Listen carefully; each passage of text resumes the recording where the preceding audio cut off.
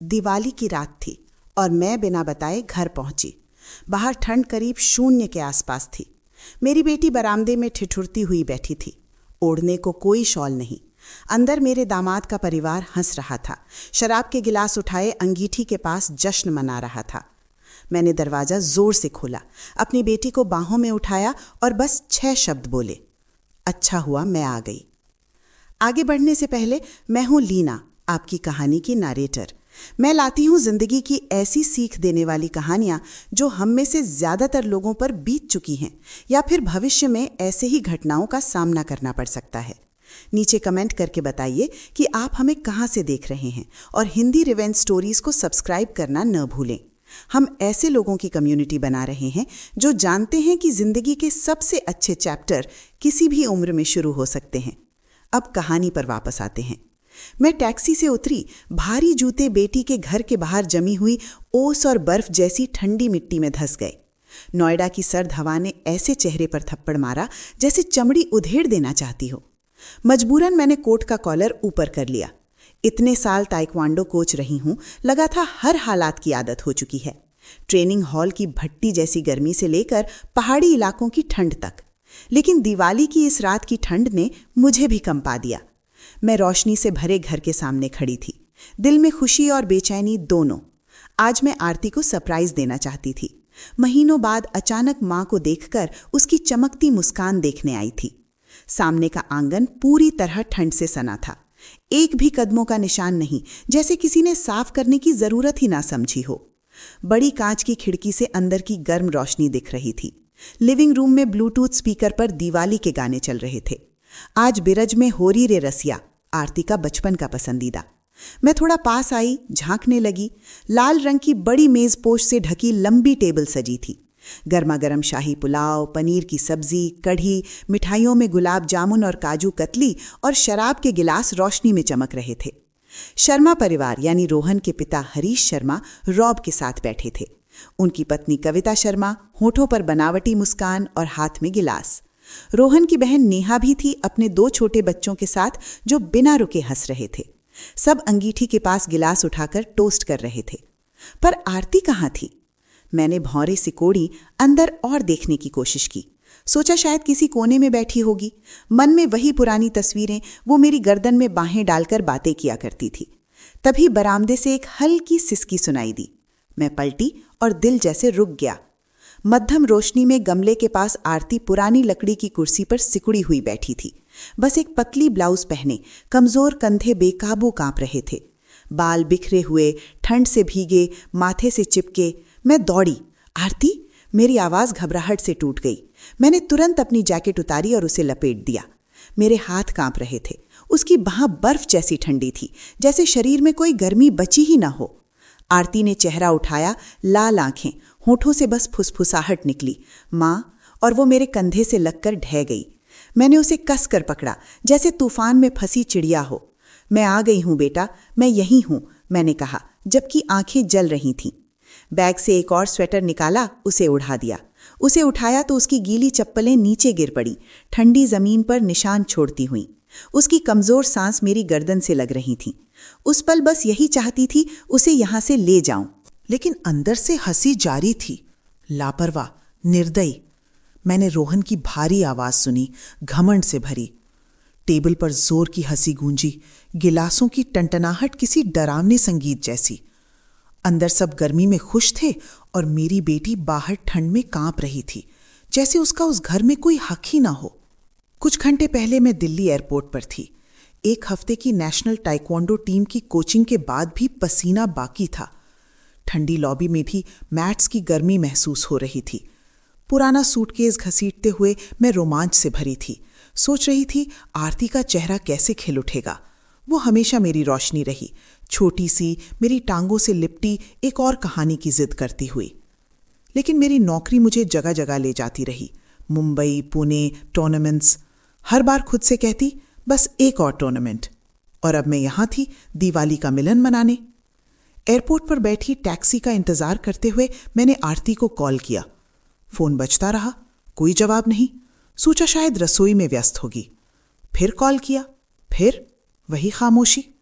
दिल में अजीब सा डर फैलने लगा। मैसेज भेजा, माँ आ रही है, घर पर हो। नीले टिक का इंतजार किया, कुछ नहीं। खुद को समझाया शायद फोन कहीं रखा होगा, दिए सजा रही होगी। रात हो चुकी थी, बाहर परिवार गले मिल रहे थे, बच्चे पटाखों की बात कर रहे थे। एक पिता ने अपनी बेटी को कंधों पर बैठा रखा था। गले में कुछ अटक गया। मैंने भी आरती को ऐसे ही उठाया था। मैंने टैक्सी रोकी। सेक्टर 62 मेघा अपार्टमेंट, थकी आवाज में कहा। रास्ते में ट्रैफिक धीमा था, लोग शॉल और जैकेट में लिपटे मंदिर की ओर जा रहे थे। घरों से आती रोशनी देख मैं मुस्कुराई।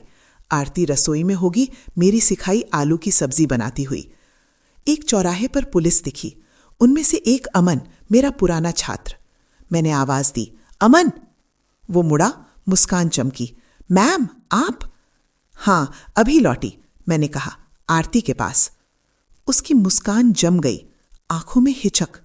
मेरे अंदर कुछ जल उठा। सब ठीक है? वो जबरन मुस्कुराया। हाँ, बस दिवाली मुबारक। लेकिन चिंता छुपी नहीं। सिग्नल खुला और टैक्सी आगे बढ़ गई।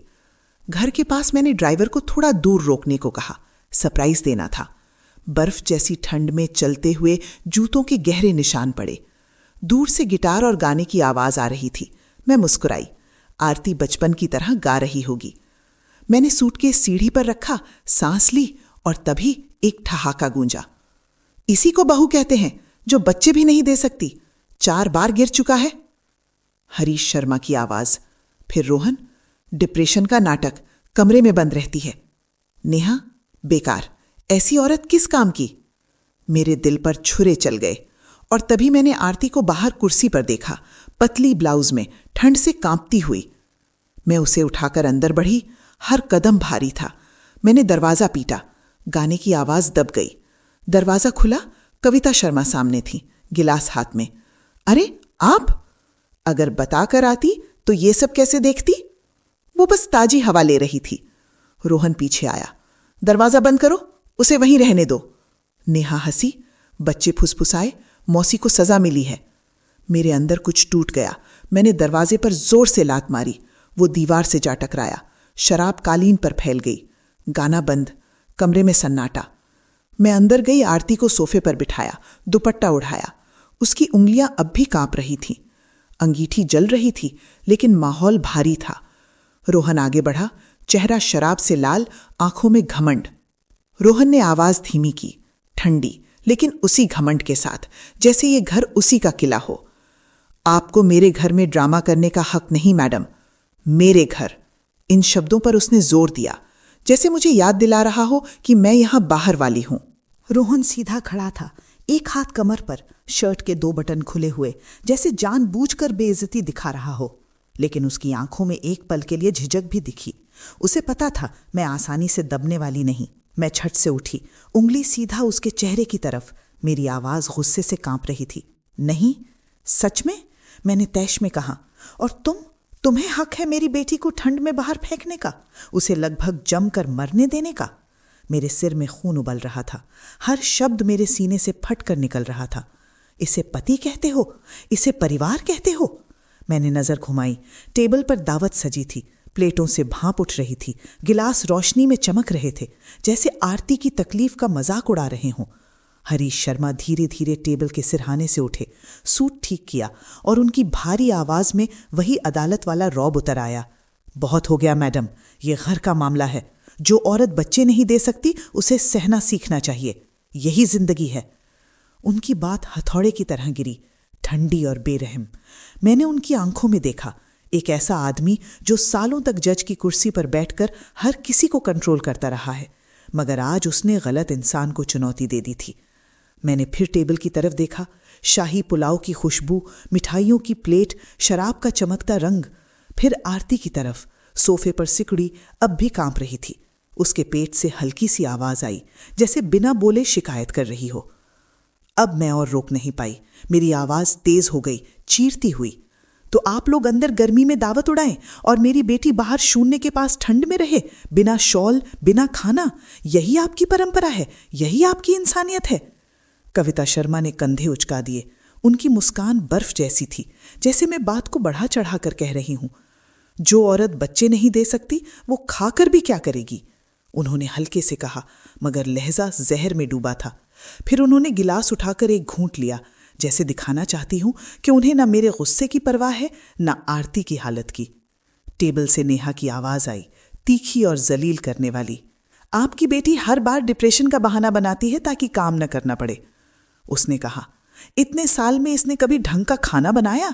बस बिस्तर पर पड़ी रहती है, रोती रहती है, सबका मूड खराब करती है। वो सिर हिलाकर हंसी, आंखों में मजाक, जैसे आरती पूरा बोझ हो जिसे परिवार ढो रहा हो। आसपास बैठे रिश्तेदारों की फुसफुसाहट बढ़ गई। कुछ ने सिर हिलाया, कुछ दबाकर हंसे, जैसे वो भी वही सोचते हों। हर आवाज, हर टेढ़ी नजर मेरे सीने में एक और छुरा बनकर धंस रही थी। मेरा मन किया उसी चमचमाती टेबल को उलट दूं और अपनी बेटी के लिए इंसाफ मांगो। तभी सोफे से हल्की सी आवाज आई। आरती ने करवट ली, उठने की कोशिश की। कांपते हाथों से उसने सोफे का किनारा पकड़ा। मैं बहुत थक गई हूं, वो हकलाकर बोली। आवाज टूट रही थी, जैसे हवा में घुल जाएगी। लेकिन उसकी बात रोहन की चीख ने कुचल दी। बस चुप, वो गरजा। तूने मुझे बहुत बेइज्जत कर दिया है। वो उसके करीब बढ़ा, आंखें बर्फ जैसी, जैसे जो थोड़ा बहुत हौसला बचा है उसे भी तोड़ देना चाहता है। आरती के कंधे ढल गए, लाल आंखों में आंसू भर आए और मेरा दिल कसकर रह गया। मैं उसके सामने खड़ी हो गई। जो भी करना पड़े मैं उसे बचाऊंगी। आरती की यादें मेरे दिमाग में बाढ़ की तरह टूट पड़ी। वो दिन जब वो मुझे फोन करके रोती थी, पहली बार, दूसरी बार, तीसरी बार, चौथी बार। हर बार बच्चा गिरने के बाद उसका दिल चूर चूर हो जाता था। वो हमेशा एक प्यारी लड़की रही। सपना था अपना घर, बच्चों की हंसी, पति के साथ डिनर, मगर बार बार का दर्द उसे धीरे धीरे अंधेरे में ढकेल रहा था। मैं दूर से जितना हो सका साथ रही, वीडियो कॉल, लंबी रातों की बातें। लेकिन मैंने कभी नहीं सोचा था कि शर्मा परिवार, जिन पर मैंने भरोसा किया, मेरी बेटी को इस तरह रौंदेगा। रोहन, जिसे मैं कभी ठीक इंसान समझती थी, अब असली चेहरा दिखा रहा था। एक बेरहम गुंडा जो मेरी बेटी को कूड़े की तरह ठंड में बाहर फेंक सकता था। मैं लगभग नियंत्रण खोने ही वाली थी कि खिड़की से मैंने अमन को बरामदे पर खड़ा देखा। शायद वो इलाके में पेट्रोलिंग पर था। उसकी नज़र सख्त थी, मुट्ठी भिंची हुई। साफ था उसने सब सुना, सब देखा। मैंने उसे हल्का सा इशारा किया, अभी मत आना। फिर भी उसके वहां होने से मेरे अंदर उम्मीद की एक किरण जली। मैं अकेली नहीं थी, मेरे पास गवाह था, सच देखने वाला। रोहन ने एक कदम और बढ़कर मेरी तरफ उंगली की। अब उसके चेहरे से बनावटी शिष्टाचार पूरी तरह उतर चुका था। मैं आखिरी बार चेतावनी दे रहा हूं, उसने कहा। ये मेरा घर है, बीच में पड़ी तो हालात और खराब होंगे। वो मुस्कुराया। उसे लगा मैं शर्मा परिवार की ताकत के आगे झुक जाऊंगी। वो गलत था। मैंने मुट्ठियां भींची, उंगलियों की हड्डियां चटक गई। कमरे की हवा इतनी भारी थी कि लगता था एक चिंगारी पूरे घर को जला देगी। मैंने रोहन की आंखों में देखकर धीमी मगर चाकू जैसी धार वाली आवाज में कहा, मुझे धमकाता है, सोचता है मेरी बेटी को यूं ही तोड़ता रहेगा और कोई कीमत नहीं चुकाएगा। गलत फहमी है रोहन, मैं इसे छोड़ने नहीं वाली। मैंने पूरे शर्मा परिवार की तरफ देखा, हरीश शर्मा की ठंडी घूरती आंखों से लेकर कविता की हल्की मुस्कान तक और नेहा की नफरत भरी नजर तक। आप सब, मैंने कहा। आवाज पूरे कमरे में गूंजी। मेरी बेटी के साथ जो किया है उसकी कीमत चुकानी पड़ेगी। लिविंग रूम में डरावना सन्नाटा छा गया, जैसे हवा खिंच गई हो और बस तनाव बचा हो, फटने के लिए तैयार। मैंने आरती के कंधे पर हाथ रखा। दुपट्टे के नीचे उसका कमजोर शरीर महसूस हुआ। मेरी आवाज अब स्थिर थी, अडिग। अब ये निजी मामला नहीं है, ये घरेलू हिंसा है। मेरे शब्द पानी में पत्थर की तरह गिरे और तरंगे हर चेहरे पर दिखीं। कविता शर्मा ने गिलास घुमाया और ठहाका लगाया, जैसे कोई मजाक सुन लिया हो। हिंसा? उसने व्यंग से कहा। हम तो बस इसे इसकी औकात सिखा रहे हैं। आपको तो हमें धन्यवाद देना चाहिए इतने साल इसे झेलने के लिए। रोहन और पास आया। शराब और गुस्से से उसकी आंखें लाल थीं। वो शब्द ऐसे उगल रहा था जैसे चबाकर थूक रहा हो। ये डिप्रेशन का नाटक करती है, दर्द का नाटक करके काम से बचती है। कोई इसे मार नहीं रहा, हम बस इसकी बेकारपन से तंग आ गए हैं। फिर उसने टेढ़ी मुस्कान से मुझे घूरा। अपनी बेटी को फिर से सिखाओ मैडम, कोई लगातार 4 बार बच्चा नहीं गिरा देती। हो सकता है इसने जानबूझकर किया हो। ये बात रेजर की तरह थी।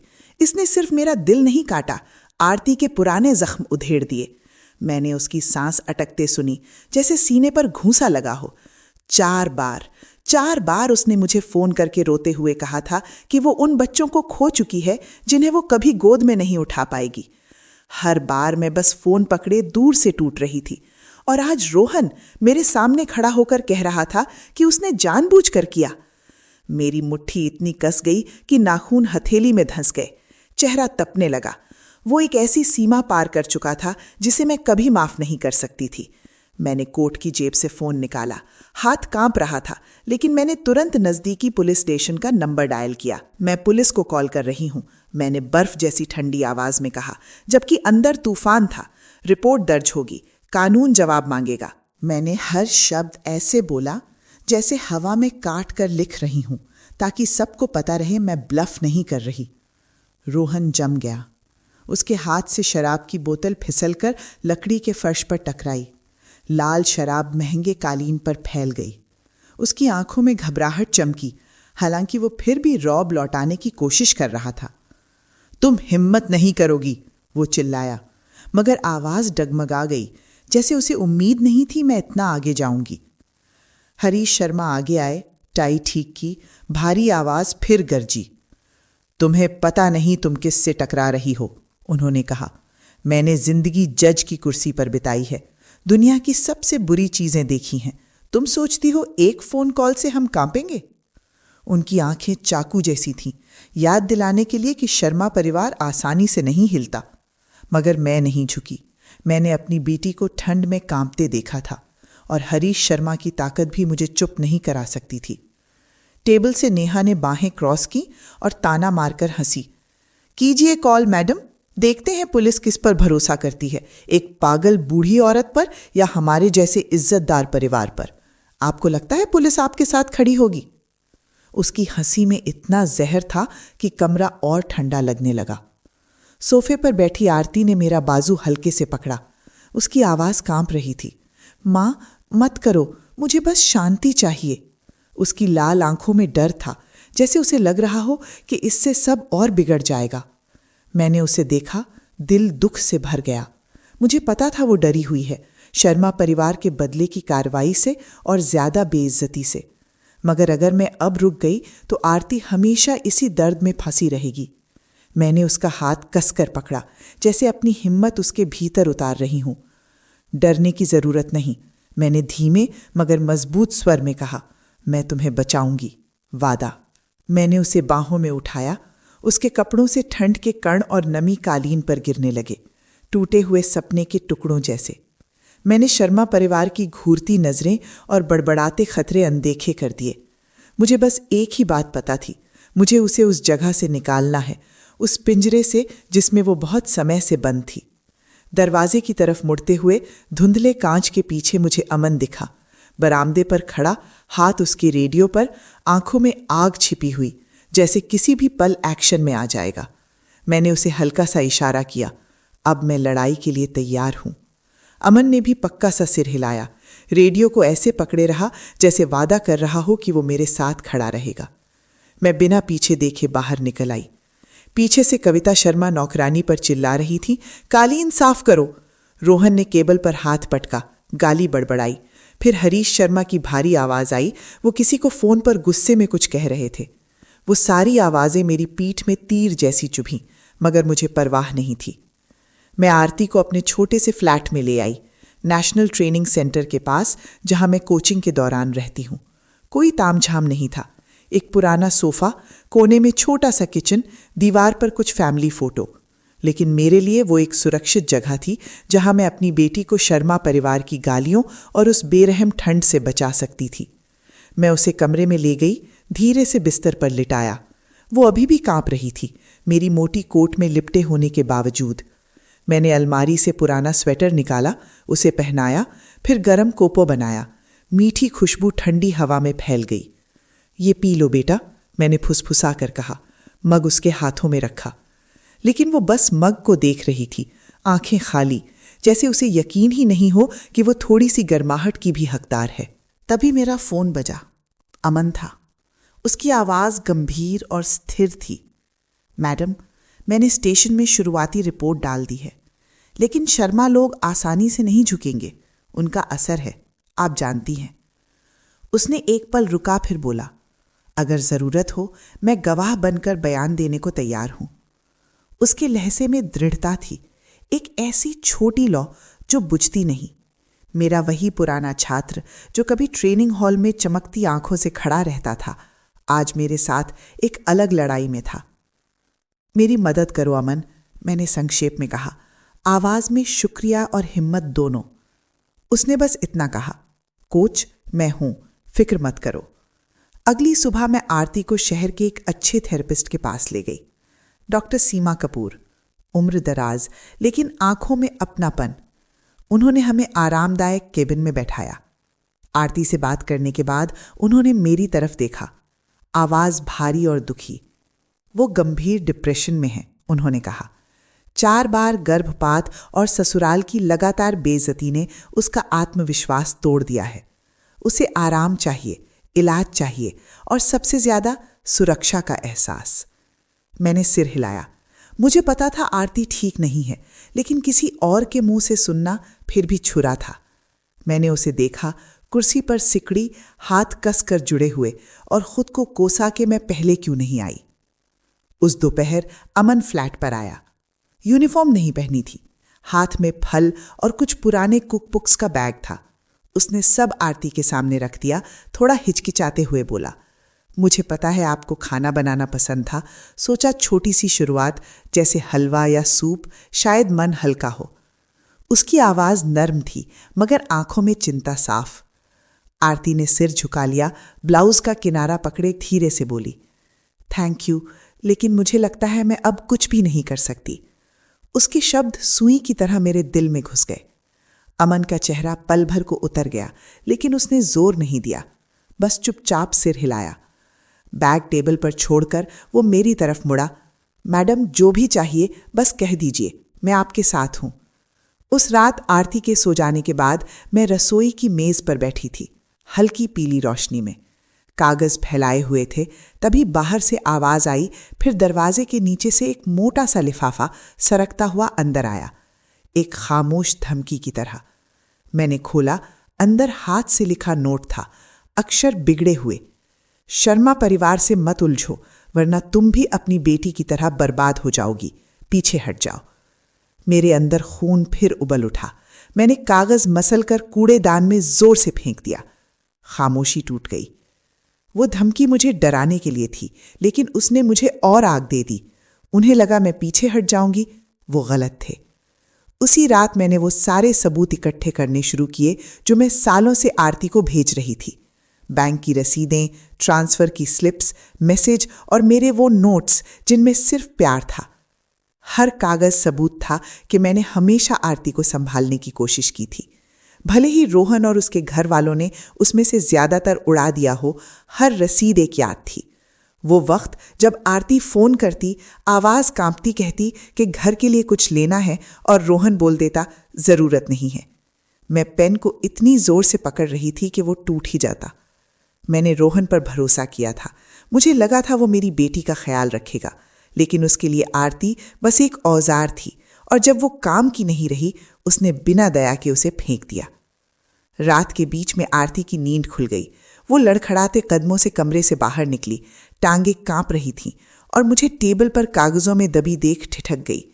मेरी आंखें थकी हुई थीं मगर डर से भरी। मां, उसने फुसफुसा कर कहा। आवाज टूट गई। मुझे डर लग रहा है, मुझे डर है वो आपके साथ कुछ कर देंगे।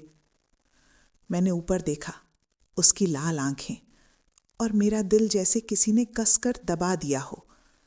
मैं उठी, उसके पास गई और उसे बाहों में भर लिया। उसका शरीर कितना नाजुक था, मेरी पकड़ में कांप रहा था। डरने की जरूरत नहीं, मैंने सख्ती से कहा, जबकि अंदर मैं खुद घबराहट का गांठ बनी थी। अब से तुम्हें हर चीज से मैं बचाऊंगी, वादा। मैं आरती को वापस बिस्तर तक ले गई, उसके पास बैठी रही जब तक वो फिर से सो नहीं गई। लेकिन मेरी नींद गायब थी। मैं फिर रसोई की मेज पर लौट आई, कागज छांटती रही और एक लिस्ट बनाती गई कि क्या क्या करना है। मैंने अपने एक पुराने वकील दोस्त को कॉल किया, जिसने कभी ताइक्वांडो टीम से जुड़ा एक केस संभालने में मेरी मदद की थी। उसने कहा वो देखेगा, लेकिन साथ ही चेतावनी दी। शर्मा परिवार का नोएडा में बहुत असर है मैडम। कोर्ट कचहरी में उनके लोग हैं। लंबी लड़ाई के लिए तैयार रहिए। मैंने सिर हिलाया, हालांकि वो देख नहीं सकता था। मुझे पता है, मैंने कहा, लेकिन मैं रुकने वाली नहीं। केस की तैयारी वाले हफ्ते एक अंतहीन बुरे सपने जैसे थे। हर रात अपने छोटे से फ्लैट में पीली सी लाइट के नीचे मैं पन्ना दर पन्ना देखती। हर बैंक रसीद, हर मेडिकल रिपोर्ट, हर थेरेपिस्ट की नोटिंग, सब बार बार पढ़ती। ठंडे नंबर और सूखे अक्षर मेरे बेटी के लिए मेरे प्यार का सबूत थे, लेकिन साथ ही उसके सारे जख्मों की याद भी। आखिरकार सुनवाई का पहला दिन आया और मुझे लगा जैसे मैं ताइक्वांडो मैट पर कदम रख रही हूं। मैं और आरती जिला अदालत पहुंचे। सुबह की ठंड मेरी मोटी कोट के अंदर तक घुस रही थी। मैंने उसका हाथ पकड़ा। उसकी उंगलियां बर्फ जैसी ठंडी थीं, मेरी हथेली में कांप रही थीं। उसकी आंखें लाल थीं, नीचे काले घेरे, बिना सोए गुजरी रातों की निशानी। वो सिर झुकाए चल रही थी, जैसे सीढ़ियां भी उसे डराती हों। मैं सीधी खड़ी रही, उसकी चट्टान बनने की कोशिश करती, जबकि अंदर से मैं भी उतनी ही हिली हुई थी। मैं हूं, मैंने धीरे से कहा। उसका हाथ हल्के से दबाया। उसने कमजोर सा सिर हिलाया, लेकिन उसकी खाली आंखें बता रही थीं वो लड़ाई बहुत पहले हार चुकी है। शर्मा परिवार पहले से अदालत में मौजूद था। रोहन स्लेटी रंग के तेज सूट में था, खुद को किसी बड़े वकील की तरह संभाले हुए। सुनवाई शुरू होने से पहले वो बैठा, टाई ठीक की और हमें घृणा से देखा। उसके पास हरीश शर्मा थे। धीमे कदमों से चलते, लेकिन नजर ब्लेड जैसी तेज। चेहरे पर भरोसेमंद मुस्कान, जैसे फैसला उन्हें पहले से पता हो। फैमिली वाली बेंच पर कविता शर्मा और नेहा सलीके से बैठी थीं। महंगे कपड़े, कभी कभी आपस में फुसफुसाहट और बीच बीच में हमारी तरफ तिरछी नजरें। मैंने हर इशारे में उनकी दुश्मनी महसूस की, फिर भी खुद को शांत रखा। ये मेरा नहीं, आज आरती का मामला था। अमन भी वहां था, दर्शक दीर्घा में, पुलिस यूनिफॉर्म में। उसने मुझे हल्का सा सिर हिलाकर देखा। उसकी स्थिर नजर जैसे वादा कर रही हो कि वो हमें छोड़कर नहीं जाएगा। उसकी मौजूदगी से मैं कम अकेली महसूस करने लगी, जैसे इस लड़ाई में मेरे पास एक साथी है। मैंने भी सिर हिलाकर उसे बिना शब्द धन्यवाद दिया। उस दिवाली की रात से लेकर आज तक वो हमारे साथ खड़ा रहा था। सुनवाई शुरू हुई। हमारे वकील एडवोकेट शर्मा खड़े हुए और एक एक सबूत साफ तरीके से पेश किया। उन्होंने वो सारे बैंक ट्रांसफर दिखाए जो मैंने सालों से आरती को भेजे थे, ये साबित करने के लिए कि मैंने उसे कभी अकेला नहीं छोड़ा, भले ही उस पैसे का ज्यादातर हिस्सा रोहन के हाथ में चला गया। फिर उन्होंने आरती की मेडिकल रिपोर्ट्स और थेरेपिस्ट की विस्तृत नोटिंग रखी, उसके डिप्रेशन की। 4 बार गर्भपात और ससुराल की लगातार गालियां। आरती सिर्फ शारीरिक रूप से नहीं टूटी थी, वो मानसिक रूप से भी पूरी तरह बिखर गई थी। उसे उसके अपने ही घर में बाहली बना दिया गया था। मैंने आरती की तरफ देखा, सिर झुका हुआ, हाथ आपस में कसकर जुड़े, जैसे वो दर्द को अंदर ही अंदर बंद कर रही हो। मेरा जी चाहा मैं उठकर उसे गले लगा लूं, मगर मुझे मजबूत रहना था, वकील को अपना काम करने देना था। फिर शर्मा परिवार का वकील खड़ा हुआ और मुझे लगा जैसे अदालत में ही नाइंसाफी घुस आई है। उनमें से एक काले चमकदार सूट में आदेश देने वाली आवाज में बोला, आरती बीमारी का नाटक करती है ताकि उसे दुलार मिले। शर्मा परिवार ने उसे सब कुछ दिया, छत, खाना, हर जरूरत, लेकिन उसने अपना फर्ज नहीं निभाया। वो पत्नी के तौर पर नाकाम रही। वो शब्द मेरे चेहरे पर थप्पड़ की तरह पड़े। नाटक? दुलार? मैंने मुट्ठी भींच ली, खून फिर उबलने लगा। उन्होंने एक गवाह बुलाया, मंजू, शर्मा परिवार की पुरानी घरेलू सहायिका। वो कटघरे में आई, आंखें इधर उधर, आवाज कांपती। मैडम, आरती बहुत आलसी थीं, दिन भर कमरे में बंद रहती, घर की देखभाल नहीं करती, सब कुछ मुझे करना पड़ता था, खाना, सफाई। मैंने अपने कानों पर भरोसा नहीं किया। आरती, वही लड़की जो हर त्योहार पर सबके लिए प्यार से खाना बनाती थी, जो घर वालों को खुश करने के लिए मिठाइयां बनाती थी, आज उसे आलसी कहा जा रहा था। मैं खुद को रोक नहीं पाई, मैं उछल कर खड़ी हो गई। ये झूठ है, आरती ऐसी कभी नहीं थी। जज, मध्यम उम्र का सख्त चेहरा, हथौड़ा मारा। शांति रखिए, ये अदालत है। उन्होंने ठंडे स्वर में कहा। मैं वापस बैठ गई। दिल तेज धड़क रहा था, जैसे सांस नहीं मिल रही। मैंने हरीश शर्मा की तरफ देखा। उन्होंने हल्की सी मुस्कान दी और जज की तरफ बहुत सूक्ष्म सा सिर हिलाया। उनके बीच कोई अदृश्य डोर थी जिसने मेरी त्वचा को ठंडा कर दिया। कुछ गलत था, मैं साफ महसूस कर रही थी। ये दिन उन्होंने पहले से सेट कर रखा था और मैं उनके शतरंज के खेल में बस एक मोहरा थी। आरती कुर्सी पर और झुक गई। उसके कांपते हाथ कुर्सी के किनारे को पकड़े थे। पीछे मैंने अमन को देखा, जबड़ा भिंचा हुआ, मुट्ठियां कसकर बंद, जैसे वो भी अपना गुस्सा दबा रहा हो। हमारे वकील ने हिम्मत नहीं हारी। आवाज स्थिर रखकर बोले, हम एक बेहद अहम सबूत पेश करना चाहते हैं। दिवाली की रात की रिकॉर्डिंग जिसमें शर्मा परिवार की गालियां और मानसिक उत्पीड़न साफ दर्ज है। उन्होंने ऑडियो चलाया, वही जिसे अमन ने चुपचाप रिकॉर्ड किया था। रोहन की आवाज गूंजी, ठंडी और क्रूर। डिप्रेशन का नाटक करती है काम से बचने के लिए। फिर कविता, जो औरत बच्चे नहीं दे सकती वो खाकर भी क्या करेगी, बेकार है। और नेहा, ये तो बच्चा भी नहीं जन सकती। कोर्ट रूम में सन्नाटा फैल गया, बस हल्की फुसफुसाहटें। मैंने आरती को देखा, वो और सिकुड़ गई, जैसे उन शब्दों ने उसे फिर से वहीं घायल कर दिया हो। लेकिन शर्मा परिवार का वकील तुरंत उछल पड़ा। ऑब्जेक्शन, ये रिकॉर्डिंग अवैध है, बिना अनुमति बनाई गई है, प्राइवेसी का उल्लंघन है। जज ने सिर हिलाया, आवाज सूखी, रिकॉर्डिंग स्वीकार नहीं की जाएगी। मुझे लगा जमीन पैरों के नीचे से खिसक गई। मैं कुर्सी को पकड़कर बैठी रही ताकि गिर ना जाऊं। सबसे साफ सबूत तकनीकी वजह से बाहर फेंक दिया गया। कमरे में फुसफुसाहट बढ़ी। कुछ लोग हैरान होकर सांस रोक गए, कुछ ने सिर हिलाया, समझ नहीं पा रहे थे। मैंने अमन को देखा, उसका सिर झुका, मुट्ठियां घुटनों पर कांप रही थीं। आरती ने चेहरा दोनों हाथों में छिपा लिया, कंधे हिल रहे थे। वो आंसू रोकने की कोशिश कर रही थी। मेरा मन किया मैं उठकर जज के सामने चिल्लाऊं, इंसाफ मांगूं, लेकिन मुझे पता था उस कमरे में इंसाफ हमारे पक्ष में नहीं था। हरीश शर्मा शांति से बैठे थे, आंखों में वही घमंड, जैसे उन्हें पहले से मालूम था यही होगा। मैंने आरती का हाथ दबाया, उसे ताकत देने की कोशिश की, हालांकि खुद मैं भी टूट चुकी थी। 1 हफ्ते की थकाने वाली तारीखों के बाद आखिर फैसला आया। मैं अदालत में बैठी थी, आरती का हाथ पकड़े, उसकी ठंडी उंगलियां मेरी उंगलियों में कांप रही थीं। पूरे हफ्ते में मजबूत बनी रही, लेकिन हर रात घर लौटकर मेरी छाती में दर्द बसता रहा, बेबस और टूटता हुआ। आरती मेरे पास बैठी थी, आंखें लाल, चेहरा पीला, जैसे जीवन का रंग ही खिंच गया हो। मैं उसका हाथ पकड़े रही, उसे साहस देना चाहती थी, मगर मैं भी कांप रही थी। रोहन कमरे में ऐसे चला आया जैसे ये रोज का मामला हो, टाई ठीक करता, आत्मविश्वास से भरा। कविता शर्मा ने ड्रेस संभाली और सीधी बैठ गई, होंठ गहरे लाल, चेहरे पर भरोसेमंद मुस्कान, जैसे नतीजा उन्हें पहले से पता हो। नेहा चमकदार कपड़ों में थी, हमारी तरफ नफरत से देखती। हरीश शर्मा रोहन के पीछे खड़े थे, भारी व्यक्तित्व, सख्त नजर, जैसे याद दिला रहे हों कि शर्मा परिवार सब कंट्रोल में रखता है। अमन दर्शक दीर्घा में था, अब भी यूनिफॉर्म में। उसकी आंखें स्थिर थीं, मगर चिंता छुपी नहीं। उसने मुझे हल्का सा सिर हिलाकर देखा, बिना बोले वादा कि वो साथ रहेगा। मैंने आभार से उसकी तरफ देखा, उसकी मौजूदगी से थोड़ी राहत मिली। लेकिन जब जज, वही मध्यम उम्र वाला बिना भाव वाला चेहरा अंदर आए, मेरी रीढ़ में सिहरन दौड़ गई। हवा भारी हो गई, जैसे सब एक तय फैसले के लिए तैयार बैठे हों। जज बोले, आवाज सूखी और सख्त, अदालतवादी आरती और प्रतिवादी रोहन के तलाक की अर्जी स्वीकार करती है।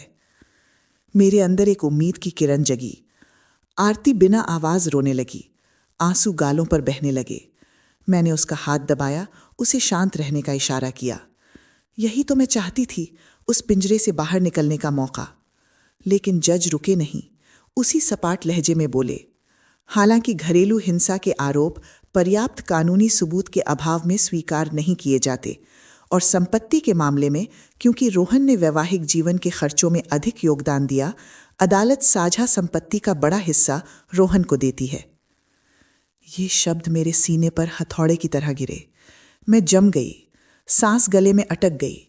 घरेलू हिंसा मान्य नहीं, सबूत कम। मेरे दिमाग में रिकॉर्डिंग घूम गई। रोहन, कविता, नेहा के क्रूर शब्द सिर्फ तकनीकी वजह से खारिज। आरती के मेडिकल कागज, बैंक रसीदें, सबको उनके वकीलों ने उल्टा हमारे खिलाफ बना दिया।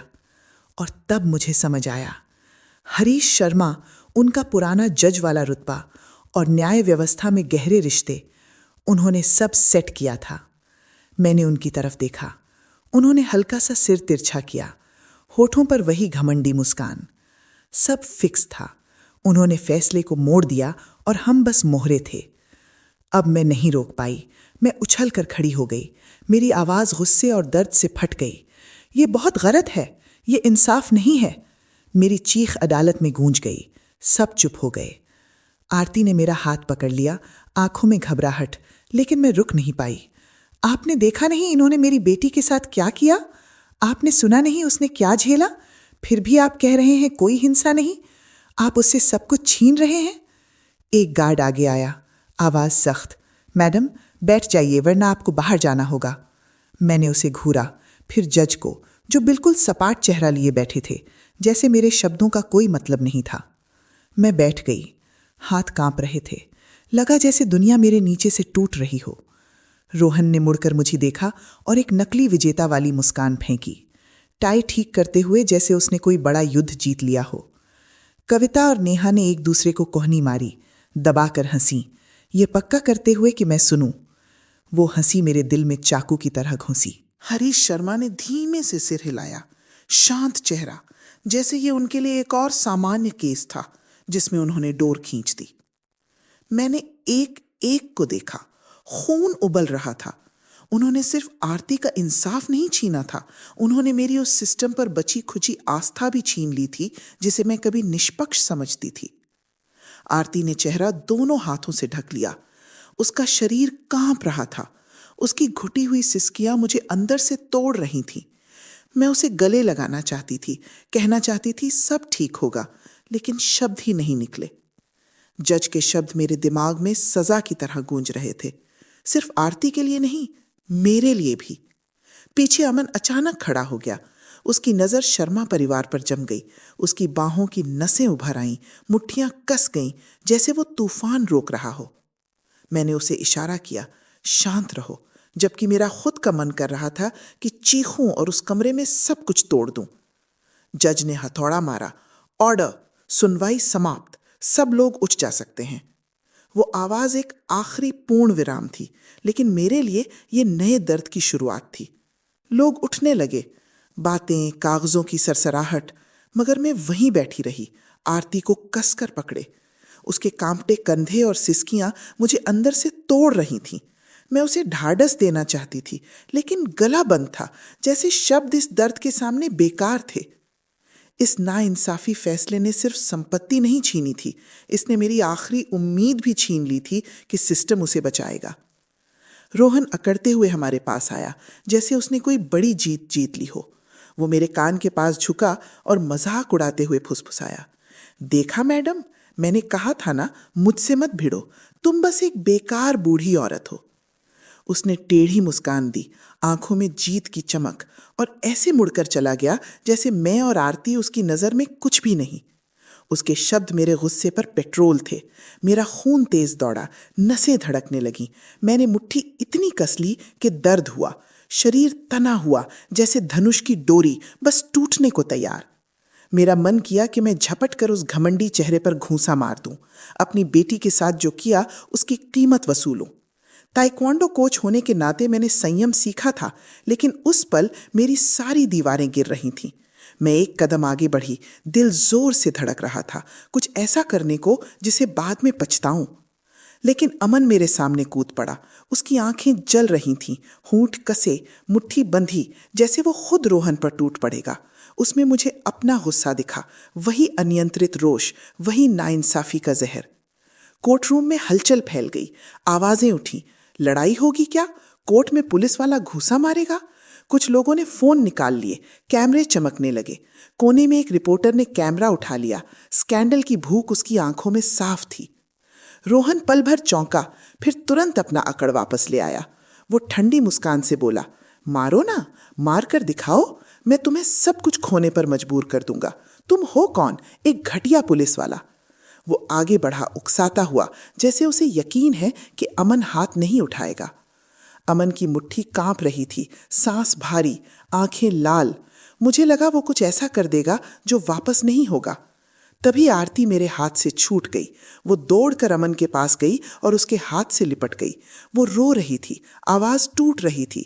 नहीं, प्लीज मत करो। मैं नहीं चाहती आप या माँ भी उसकी तरह हिंसक बने। मुझे बस शांति चाहिए, मुझे बस जीना है। उसकी चीख कमरे में चीरती हुई गूंजी और पूरा कोर्टरूम जैसे जम गया। मैंने देखा आंसू आरती के चेहरे पर बह रहे थे। उसकी पतली उंगलियां अमन को ऐसे पकड़े थीं जैसे वही उसका आखिरी सहारा हो। अमन ठिठक गया। उसकी सांस तेज थी, लेकिन उसकी जलती आंखें धीरे धीरे शांत होने लगीं। उसकी मुट्ठी कुछ पल कठोर रही, फिर धीरे धीरे ढीली हुई और नीचे गिर गई। वो सिर झुकाए खड़ा रहा, होंठ बींचे, अंदर के गुस्से को दबाने की पूरी कोशिश करता हुआ। कैमरों की क्लिक क्लिक गूंजती रही, फ्लैश चमकते रहे। आरती अमन से लिपटी, रोहन सामने अकड़ता हुआ। कुछ लोग जो शायद केस की पूरी कहानी भी नहीं जानते थे, वहीं रोने लगे। अदालत में हल्की हल्की सिसकियों की आवाज उठने लगी, जैसे आरती का दर्द लोगों के अंदर तक चुभ गया हो। मैंने चारों तरफ देखा। एक औरत आंसू पोंछ रही थी, एक आदमी दुख में सिर हिला रहा था, लेकिन शर्मा परिवार बिल्कुल नहीं पिघला। कविता और नेहा आपस में फुसफुसाईं, होठों पर ठंडी मुस्कान। हरीश शर्मा ने हल्का सा सिर हिलाया, रुतबा जस का तस, जैसे सब कुछ अब भी उनके कंट्रोल में हो। जज ने हथौड़ा जोर से मारा, आवाज बर्फ जैसी ठंडी।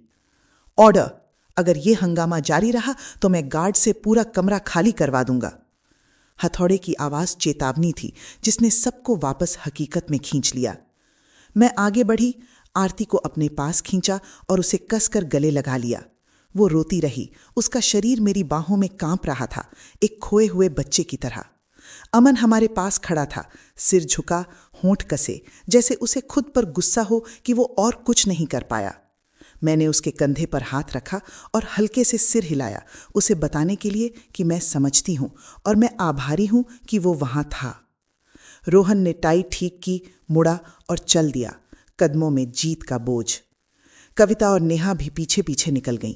उनकी ठंडी हंसी मेरे सीने में एक और छुरा खी। कोर्टरूम धीरे धीरे खाली होने लगा और अंत में बस मैं, आरती और अमन रह गए। 3 लोग जिनके गले में एक ही कड़वा सा गांठ अटका था। मैंने आरती को और कसकर पकड़ लिया। उसकी कमजोर सांस मेरे कंधे से लग रही थी। माँ, उसने फुसफुसा कर कहा।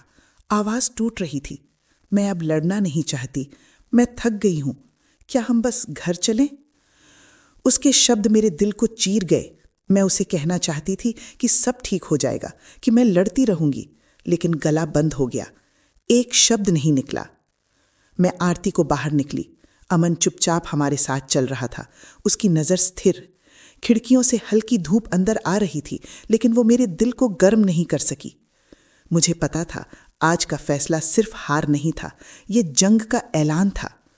शर्मा परिवार अदालत में जीत गया होगा, लेकिन मैं उन्हें आरती की जिंदगी में जीतने नहीं दूंगी। मैंने आरती को देखा। उसकी लाल आंखों में एक छोटा सा चिंगारी जैसा कुछ था, उम्मीद की झिलमिलाहट, चाहे जितनी भी छोटी हो। उस चिंगारी के लिए मैंने कसम खाई, मैं हार नहीं मानूंगी। सुनवाई के बाद के दिनों में नोएडा के माहौल में एक हलचल सी थी। लोकल न्यूज में बातें होने लगीं, अखबारों में मोटे हेडलाइन छपने लगे। शर्मा केस, क्या इंसाफ बिक गया? ये शब्द पढ़कर मेरा दिल तेज धड़कने लगा, जैसे किसी ने हमारे दर्द को आवाज दे दी हो, मेरे और आरती के। सोशल मीडिया पर कोर्टरूम वाला वीडियो तेजी से फैल गया। आरती अमन से चिपटी हुई, लाल आंखें, टूटती आवाज में उसे रोकती, हिंसा मत करो। बहुत से लोगों का दिल पिघल गया। कमेंट्स में गुस्सा उमड़ आया। शर्मा लोग सब कंट्रोल नहीं कर सकते, आरती इससे बेहतर की हकदार है। हमारे छोटे से फ्लैट में बैठकर वो सब पढ़ते हुए मुझे थोड़ा सुकून मिला, भले ही अदालत ने हमें ठुकरा दिया था। मोहल्ले और शहर की आवाज धीरे धीरे आरती के साथ खड़ी होने लगी थी और शर्मा परिवार कानूनी जीत के बावजूद उसकी कीमत महसूस करने लगा था। मैंने सुना हरीश शर्मा के पुराने साथी उनके पीछे पीछे बातें कर रहे थे। अफवाहें उड़ रही थीं कि उन्होंने अपने असर से इंसाफ को मोड़ दिया। रोहन को लोग ऑनलाइन नाइंसाफी का वकील कहकर निशाना बनाने लगे।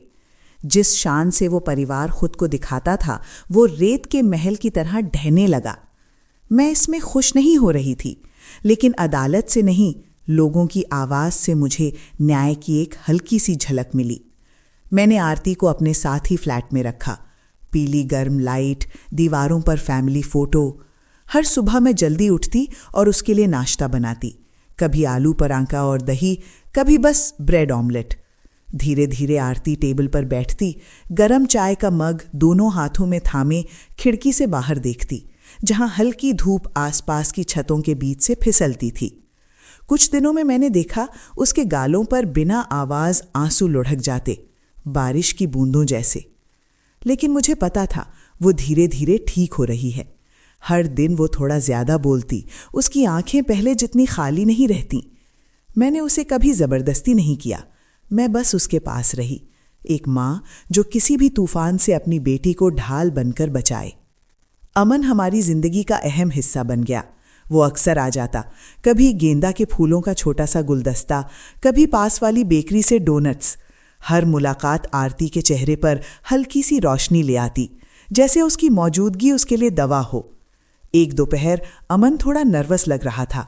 उसने आरती को एक छोटा सा बॉक्स दिया। अंदर एक की चेन था, ताइक्वांडो ड्रेस जैसा, वही निशान जो मैंने उसे और बाकी छात्राओं को सिखाया था। तुम्हें अभी तुरंत मजबूत नहीं बनना, पर तुम धीरे धीरे फिर से शुरू कर सकती हो, जैसे कोच ने हमेशा किया, उसने नरम लेकिन पक्की आवाज में कहा। आरती ने कीचेन लिया, कुछ पल जैसे जम गई। उसकी आंखें भावुकता से चमक उठीं। होंठ दबाए उसने आंसू रोके, फिर धीरे से सिर हिलाया। थैंक यू, उसने फुसफुसाया। आवाज छोटी थी लेकिन एहसास बहुत बड़ा। मैं दूर से देख रही थी, चुपचाप। मेरे सीने से जैसे कोई भारी पत्थर हट रहा था। सालों से आरती को बेकार कहा जा रहा था। आज कोई उसे उसकी उपयोगिता से नहीं, उसकी कद्र से देख रहा था। मैंने चेहरा घुमा लिया, गाल से आंसू पोंछते हुए। मैं नहीं चाहती थी आरती मुझे कमजोर देखे। एक शाम जब सूरज ढलते ढलते फ्लैट को सुनहरा कर रहा था, आरती सोफे पर अमन के सामने बैठी थी, सिर झुका हुआ, स्वेटर का किनारा मरोड़ती हाथ, आवाज कांप रही थी। अमन, मैं शायद कभी माँ नहीं बन पाऊंगी। अगर इससे तुम्हें निराशा हो। वो बीच में रुक गई, जैसे उसे डर हो कि ये शब्द सब कुछ तोड़ देंगे। मैं किचन में थी, बर्तन धोने का नाटक कर रही थी, लेकिन दिल रुक गया। अमन क्या कहेगा? अमन मुस्कुराया, गर्म स्थिर मुस्कान। उसने उसके हाथ पकड़ लिए और उसकी आंखों में देखा। मुझे वो नहीं चाहिए आरती, तुम ही मेरी फैमिली हो। ये शब्द मेरे सीने में गर्म हवा के झोंके जैसे उतरे, बरसों की ठंडक जैसे पिघलने लगी। मेरी आंखें धुंधली हो गईं, गले में गांठ आ गई। सालों तक आरती को बच्चों के लिए शर्मिंदा किया गया था, नाकाम पत्नी कहा गया था, और अब कोई उसे कह रहा था, तुम काफी हो, सिर्फ तुम होने की वजह से तुम प्यार की हकदार हो। मैंने चेहरा दूसरी तरफ कर लिया, आंसू चुपचाप बहने दिए। दिल में शुक्रिया इतना बड़ा था कि शब्द छोटे पड़ जाते। फागुन का वक्त आया। मैं आरती का हाथ पकड़कर उसे शहर के मेन मार्केट वाले चौक तक ले गई, जैसे बचपन में वो मेरे साथ उछलती कूदती चलती थी। चौक में बच्चों की हंसी थी, खाने के स्टॉल से गर्मा गर्म जलेबी और समोसे की खुशबू थी। आरती ने हल्का स्वेटर पहन रखा था, बाल बांधे हुए, और महीनों बाद मैंने उसे मुस्कुराते देखा, बस बसंत वाली साफ चमकदार मुस्कान। माँ, उसने धीरे से कहा, मुझे वो दिन याद आते हैं जब आप मुझे पराठे बनाना सिखाती थीं और अपने ताइक्वांडो मैचों की कहानियाँ सुनाती थीं। मैं मुस्कुराई, उसका हाथ दबाया। मुझे भी याद आते हैं बेटा, और मैं हमेशा रहूंगी। हम और यादें बनाएंगे।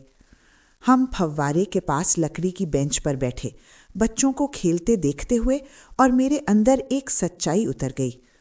कोर्ट रूम का इंसाफ मोड़ा जा सकता है, खरीदा जा सकता है, ताकत और पैसा उसे बिगाड़ सकते हैं, लेकिन दिल का इंसाफ, प्यार, इज्जत, हिम्मत, उस पर किसी का बस नहीं चलता।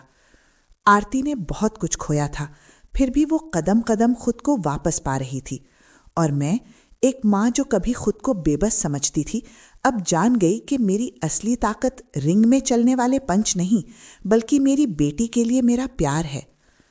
अमन गरम गरम चूरन वाले चूरोज जैसी मीठी चीज़ों का बैग लेकर आ गया। उसने एक आरती को दिया और दोनों हंसते बोलते ऐसे लगे जैसे पुराने दोस्त हों। मैं देखती रही, दिल उम्मीद से भर गया। आरती शायद शर्मा परिवार के दिए घाव कभी पूरी तरह नहीं भूलेगी, लेकिन वो आगे बढ़ना सीख रही थी, खुद से प्यार करना और उन लोगों के लिए अपने दिल के दरवाजे खोलना जो सच में उसकी कद्र करते हैं। और मैं 65 की उम्र में इतने संघर्षों के बाद मैं जान गई कि आरती की खुशी की लड़ाई सबसे मायनेदार है। हम ये कहानी किसी को जज करने के लिए नहीं, बल्कि इस उम्मीद से साझा कर रहे हैं कि कोई रुक कर सोचे, कितनी औरतें, कितनी माएं अपने ही घर में चुपचाप टूटती रहती हैं। मैं सच में जानना चाहती हूँ, अगर आप मेरी जगह होते तो क्या करते? शांति के लिए चुप रह जाते या अपनी आवाज़ वापस पाने के लिए सबका सामना करते? मुझे बताइए, क्योंकि हर कहानी एक दिया है जो किसी और का रास्ता रोशन कर सकती है। भगवान हमेशा भला करे, मैं दिल से मानती हूँ। हिम्मत उजले दिनों तक ले जाती है। और वीडियो के आखिर में मैंने चैनल की 2 सबसे पसंदीदा कहानियाँ लिंक की हैं, वो आपको सरप्राइज करेंगी। आखिर तक बने रहने के लिए शुक्रिया।